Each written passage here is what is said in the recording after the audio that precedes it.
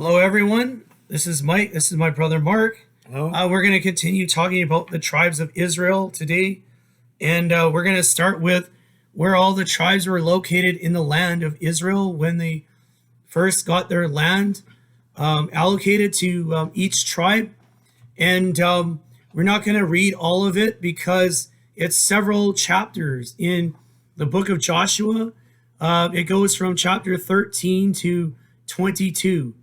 So you can look at all the different tribes and where they were, what cities and places they were given in the Holy Land. That's in Joshua 13 to 22, those chapters. So it goes through each tribe. So I don't have the time to do that, but in your own time, you can go and look at each chapter in Joshua starting from chapter 13 to 22. So we'll leave it there. I'll just show a map. Hopefully that's the best I can do at the moment. So I'm going to start on the bottom in the southern portion. In the southern portion, I guess the glare is it's not working very good. Let's see if I have this map will work a little bit better. I'm getting too much glare. Anyway, sorry, I just too much glare. It's not working. Sorry about that. I have a little diagram, but you can look it up anywhere on Google. You just put in Tribes of Israel map. That's what I put in, Tribes of Israel map on Google. I'm sorry, I'm just having light issues and other things. I don't have any fancy electronic equipment to do this. So, Lord willing, maybe I get some of that stuff later on to do higher quality videos. But at the time, I'm sorry, it didn't work out very good. So I'm just going to go over the areas where they were.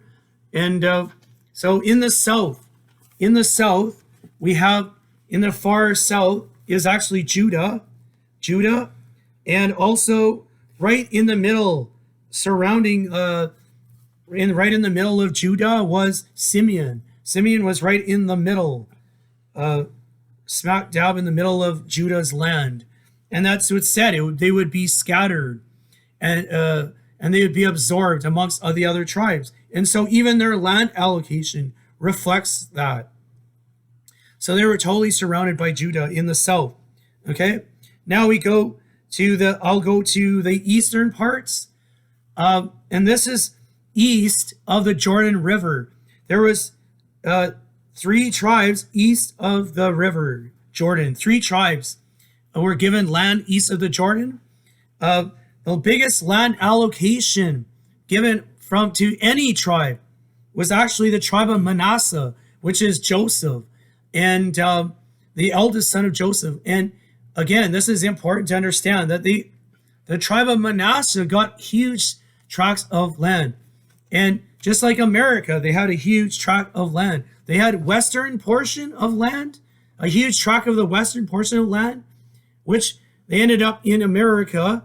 Then we have the eastern portion of Menasha, which ended up in part of the British Isles, and also other portions as far east as northern India, which is speculated. I can't say yes for sure, but there is a tribe claiming that in northern India as having descendants from the tribe of Menasha. So the point here is that Menasha had huge portions of land giving to in the west and the east. So in the east, they had a large portion.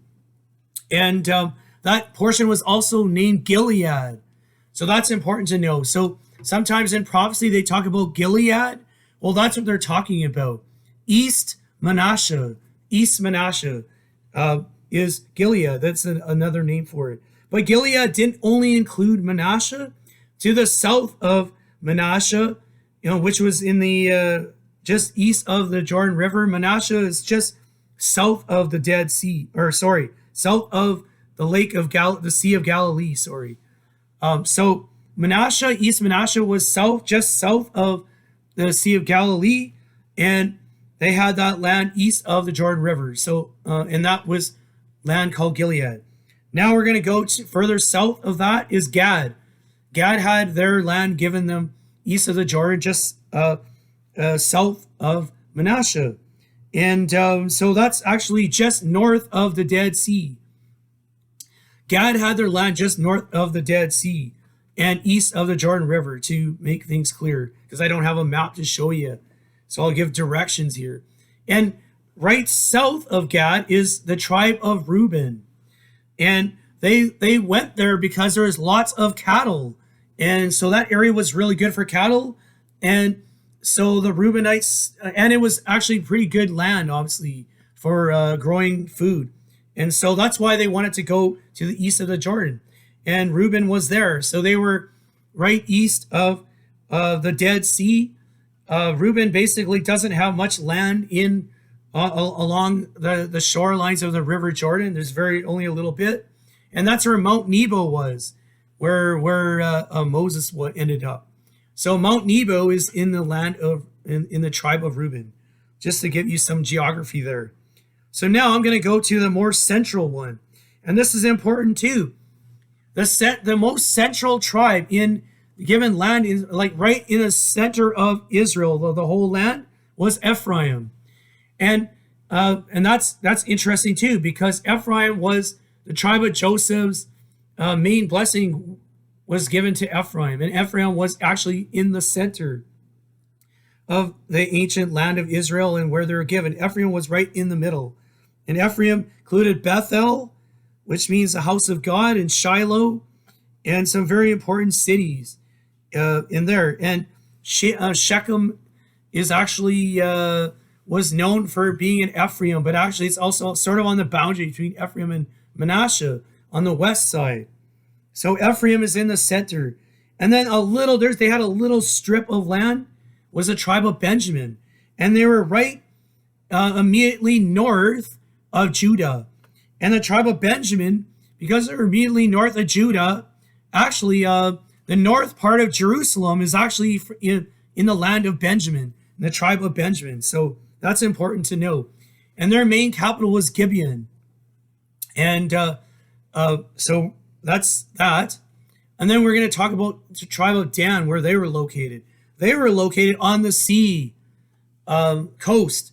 And their main sea port was Joppa, or what modern day Jaffa or Tel Aviv Jaffa. That's actually where it is now.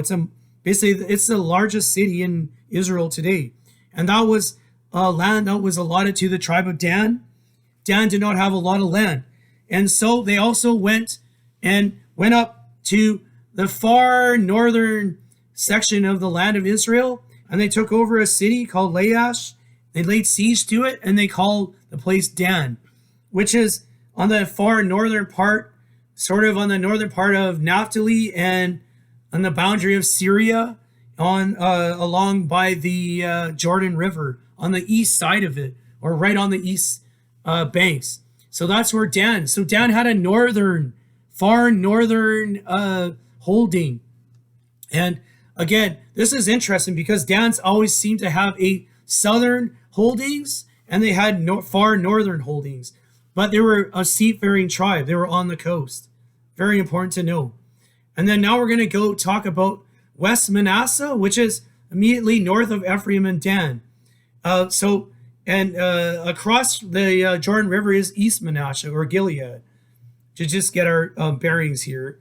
And some of the main places was Tirzah, which was a temporary capital of some of the kings of Israel. And we have Dor, which is a very interesting place. Dor is basically, it is now modern day Akko, and that was an important coastal city as well.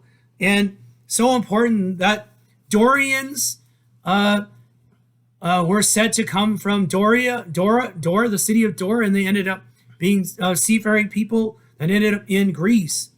So that's another story. And I just wanted to make that mention. But Dor is a city in West Menasha. So those are the seafaring Menashites part. Now we're going to go a little further north of Menasha, right on the west portion of the Jordan River. On the west side is Issachar. Issachar is like a little land just immediately north of Menasha, and it's still south of actually the Sea of Galilee, just south of it.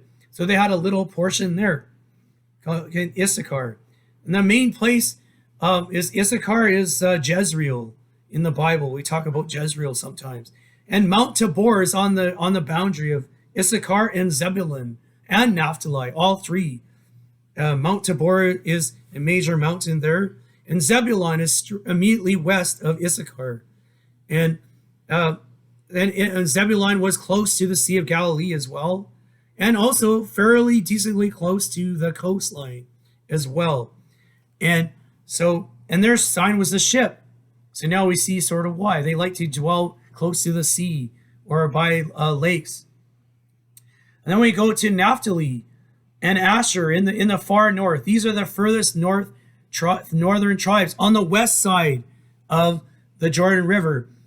East of the Jordan River, further north, is actually Syria, the land of the Syrians, or the Arameans, where you get the language that was spoken, actually, was Aramaic.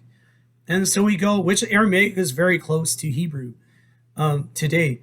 So we're going to talk about Naphtali. Naphtali is actually right on the coast of Sea of Galilee. Chinnereth or Capernaum is a very important place in Naphtali. And then we have Asher, which is on the coast. And Asher was another seafaring tribe. They were very instrumental in building Solomon's temple. They were Tyre and Sidon. Tyre and Sidon were in the land of Asher, which is modern day Lebanon. Most of it is actually modern day Lebanon, which is a very important point to make here. So this is actually how large the holdings of the children of Israel was. It was actually quite a large portion of land, and that's not what we see today. So a lot of the land that was traditionally tribal lands of Israel is not in the land of Israel today. They're missing some serious portions of it. And that's why I want to make a valid point here. It's very important to know this is actually land that was spied out by God, and that God told the children of Israel to spy out. And God allocated this land for them. It's the only place where you read in the Bible where God assigns land to people, certain people, to be there and to live there. So all land disputes in that whole entire area have been forever solved and dictated to by God himself. God appointed this as the promised land. So whatever land is the land that's in these boundaries is land that God said is for them.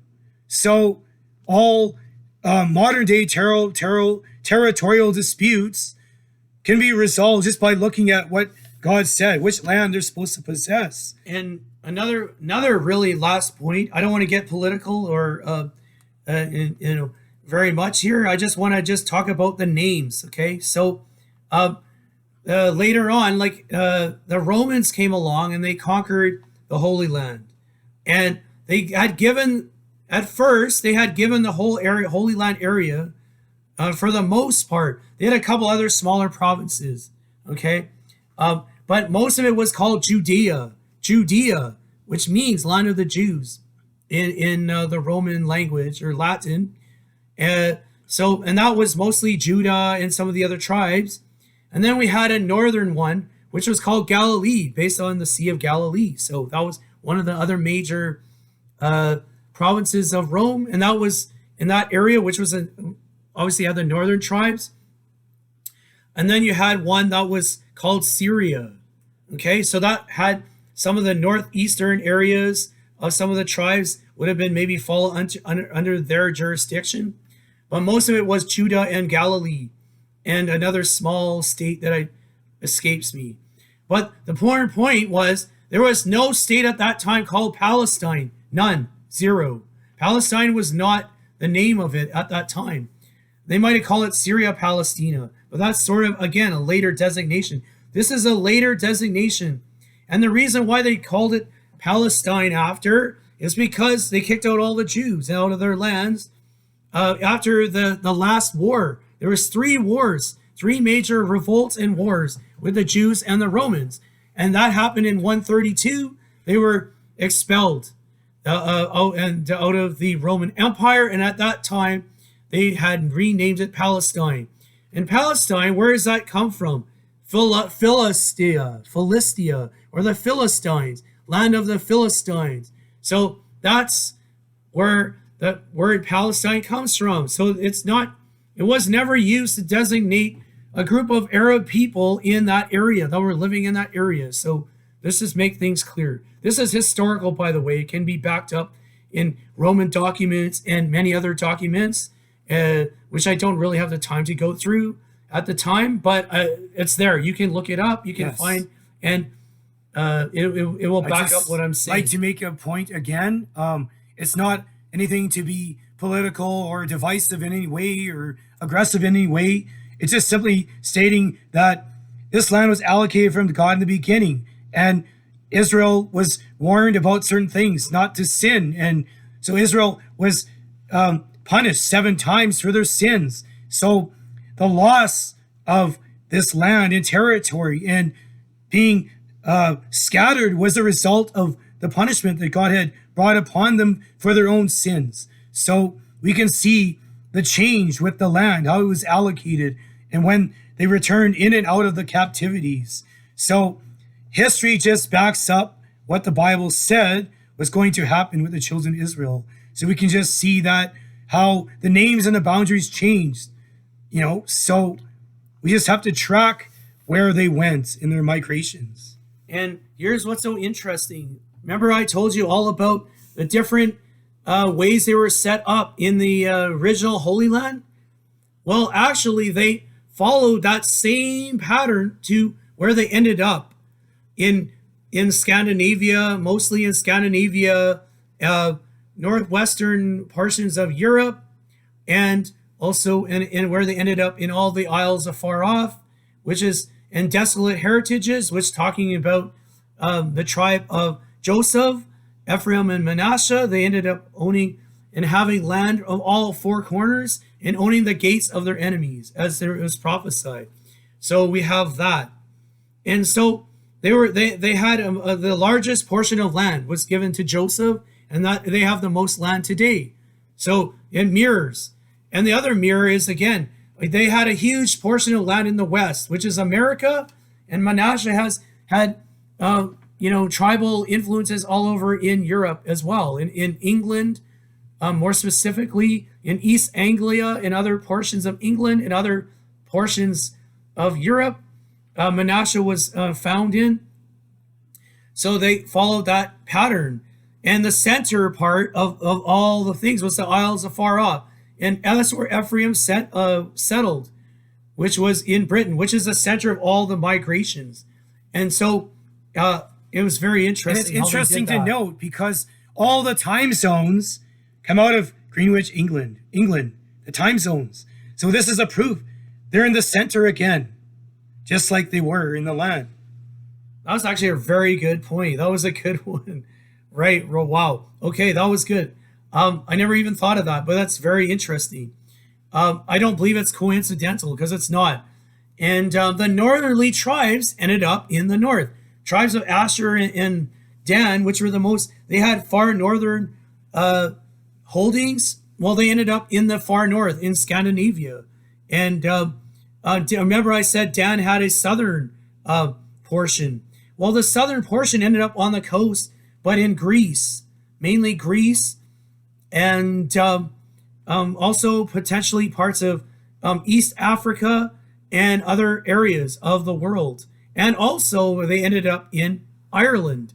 So the tribe of Dan had southerly holdings and they had northerly holdings, where the tribe of Dan ended up in Denmark and further north in Scandinavia. So that's not coincidental as either. And then all the other tribes that were with each other in the beginning basically followed their tribal brothers to exactly where they ended up. So you have these different tribal movements that basically followed exactly where they were in the Holy Land originally. That's why I wanted to make that point before I close up this video. The next video, we're going to talk about how the organization of the camps. And really, the organization of the camp is quite similar, actually, to the organization of the tribes in their actual land, in the Holy Land, where the camps were located was very similar. How they organized was very similar to where they were tribally in the land of Israel. So that's an important thing. I'd like to also make an important comment. We're not saying that all the people are in a certain place or not. We're just talking about where they found majority of a large numbers of people in a certain spot from a certain tribe. So for all these tribes of Israel, there are exceptions with the migrations, where they end up, where the family names are. For example, there is no possessions for the Levites. There's no land that was allocated to them. So tribes like the Levites, the Zebulun and Benjamin, I'm not Zebulun, I mean Benjamin, and these tribes and Simeon, some of them were, since they were absorbed, largely absorbed by these tribes, like mostly Judah, so they'll be found all over the place. So we have to locate tribes of Levites and some of these other tribes through the names and the name derivatives, and look for them in the tribes that they were absorbed by. So this is something to keep in mind. All right. So we'll leave it there, and God bless you, everyone. God bless.